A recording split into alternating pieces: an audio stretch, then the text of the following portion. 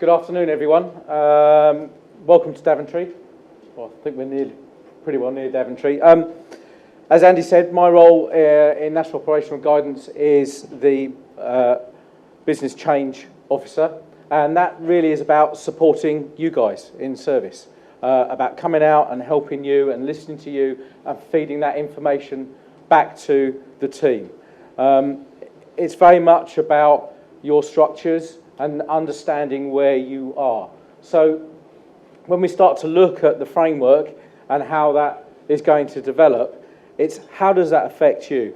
What are the issues that you're going to face? And are you facing them alone? Well, as Nick said, we've got 50 services in the UK Fire and Rescue Service, and we're looking at that, and we're not all individual services in the respect of implementation, because we can learn a lot from each other.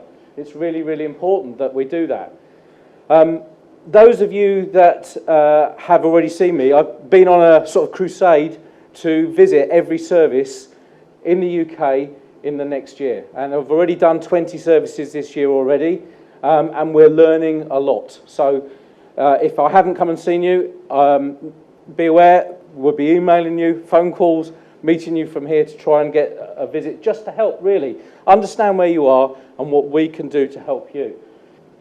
So what are we learning? So 20 services already into this year, and what we're definitely discovering that in different places, we're in different places. That is to say that fire and rescue services are all starting in different areas. They have the problems that you have with what you're doing in service, and as you bring service in, and we know this from previous projects and things like that, that it's not easy to bring in guidance into a service that's been produced with groups in mind.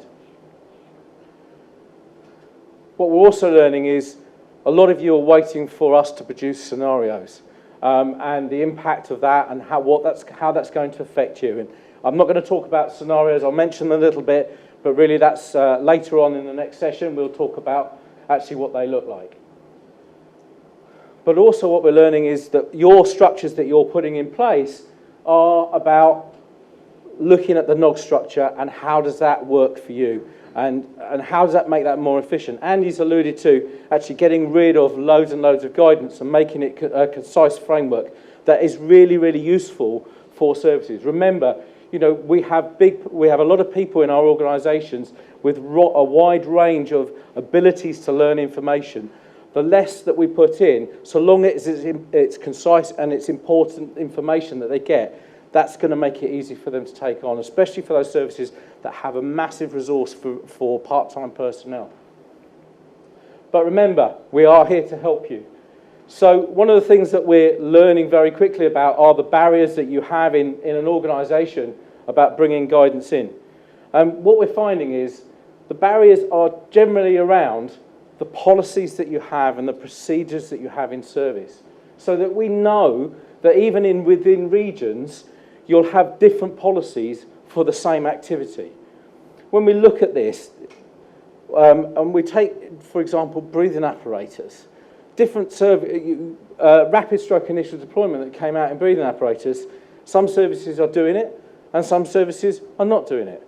So that creates a bit of a barrier when you start to put together guidance that sort of like starts to build and say, right, we're all going to do this, because your policies in your organisations are different. So that's one of the barriers that are there.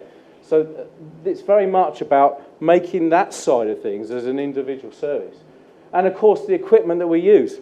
We've got different different attitudes to the equipment we use.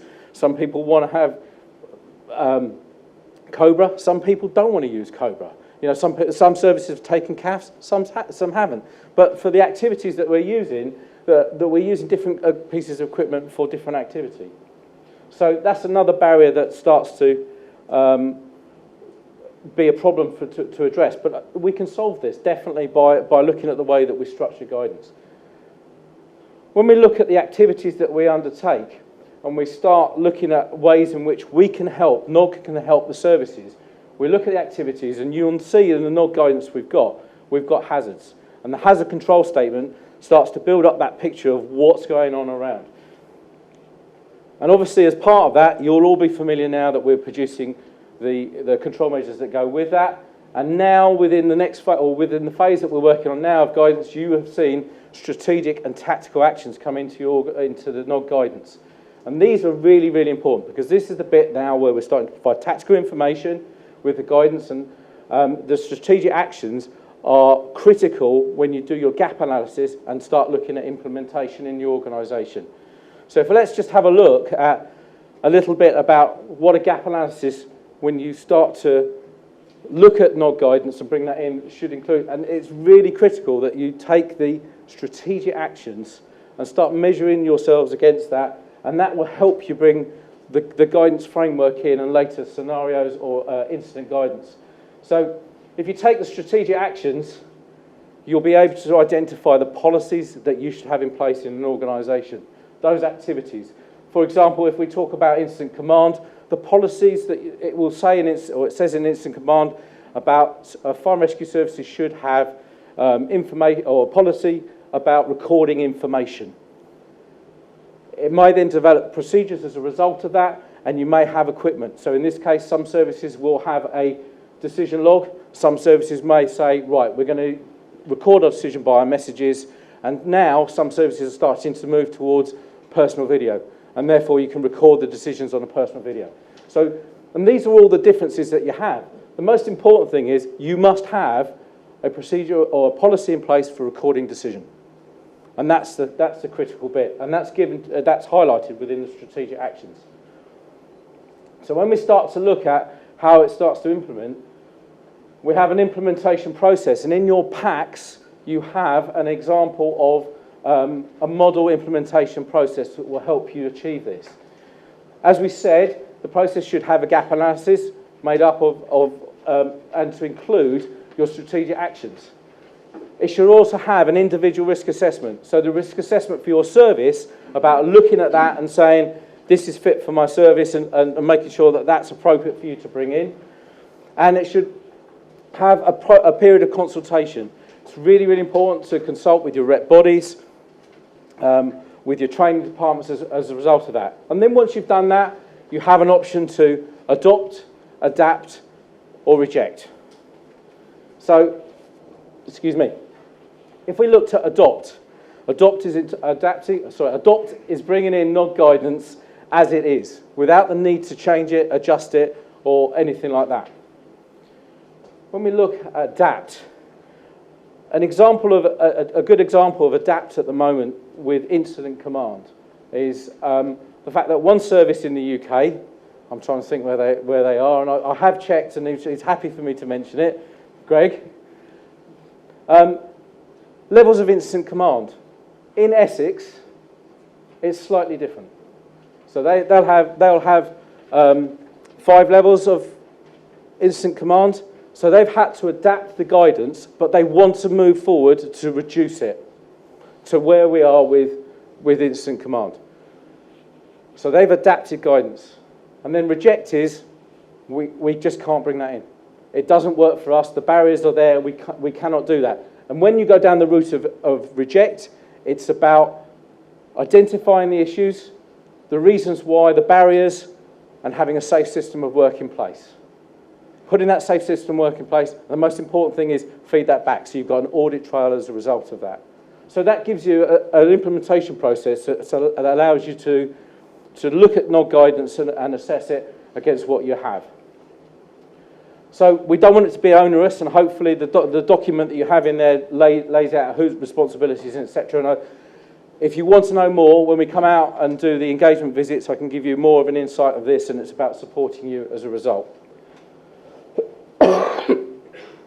Once you've done that, once you've done implementation, it's about product pack, and it's all the information that goes with that. So your policies on what you've decided to do, so the policy on recording the decision, the procedures that you have in place, the training that you have there, and any equipment that you have. Bulk it all up together so that you know where it sits, and etc., and where that makes it elsewhere within your document framework. And then we move on to operational activity. Operational activity is where we start to put it in place.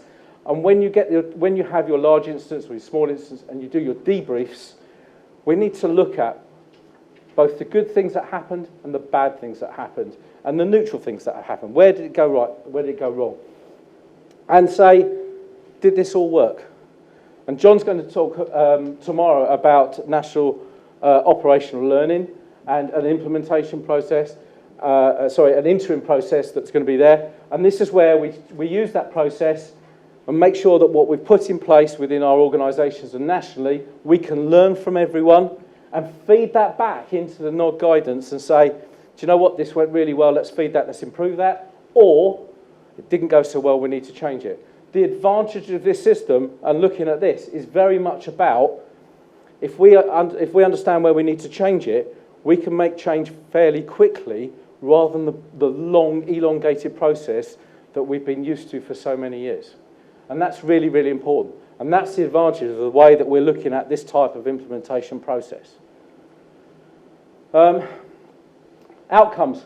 So the outcome of implementation is this, really. As we produce NOD guidance gives you what should be considered. And for fire and rescue services, they can take the strategic direction and look about how they prepare for that kind of activity as a result of that. You can then train your staff, and you can include your isms in here. And the isms are the particular way in which your service wants to do, your policy, your equipment, etc. And that gives you how we want our personnel to operate. And that also gives you your competent incident commanders. But we're also going to be choosing scenarios which provide the cues to be considered at an incident as well. And that feeds into training. Some of you will want to take that kind of information and use that as training as well.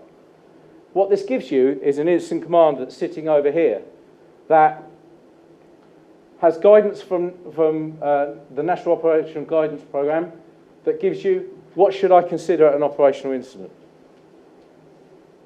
Supported by how do I do that with the information sitting below from the service based on your policies, your procedures, equipment, etc. But remember this guy in the middle? This is the incident commander. And Nick spoke earlier about our framework and the structure of how the National Operational Guidance is constructed. The person in the middle is the safe person principle, is the firefighter, making sure that actually what we're here for is to make our firefighters safer when they go out the doors. And it's really, really important. That plate diagram that we have, that's what it's about. So how does it work when we start looking at things like recording decisions? So we know, as I said, NOD guidance will give you the strategic actions to have in place to record a decision. The scenarios will give you a prompt to record the decision at an incident.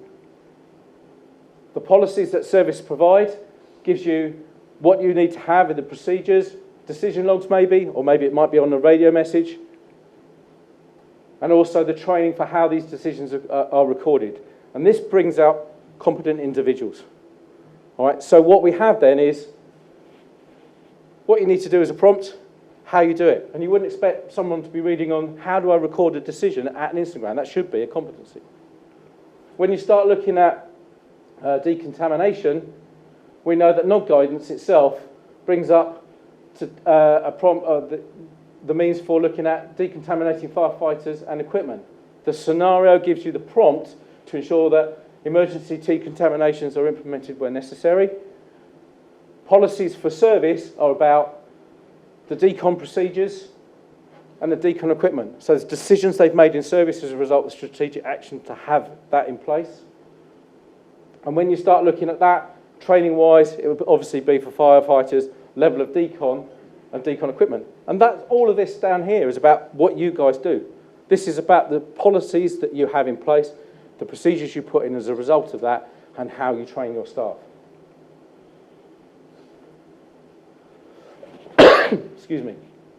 So, what's really important is that we support you and that you know that we're here to help you.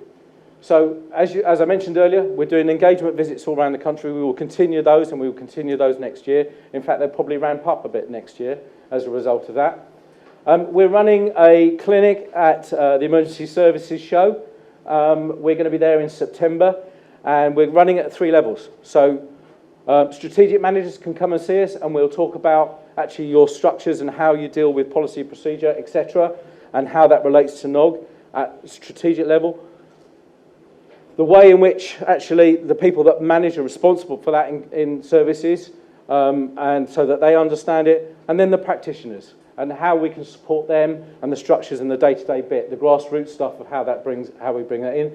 So we're running three clinics, so look out for the adverts, book appointments, come and see us, and we'll talk through. I think we're going to have about 20-minute sessions. But even, if you can't make those, just contact the team and we'll arrange to come and visit.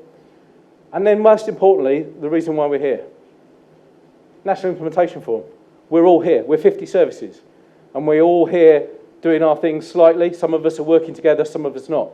But we can learn from all our experiences. At the end of the day, this is what this is all about.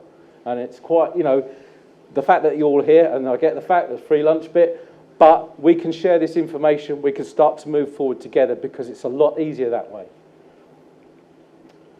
So I'm going to hand over to Guy. Thank you very much.